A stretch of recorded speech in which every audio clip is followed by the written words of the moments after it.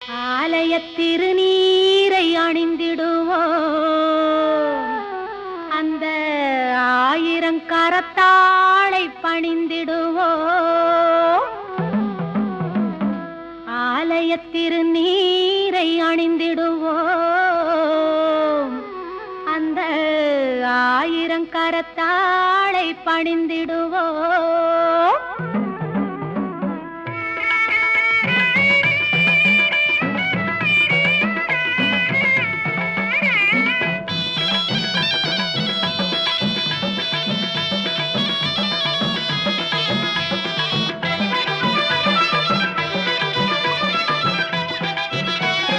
மஞ்சனத்தை பூசி வரும்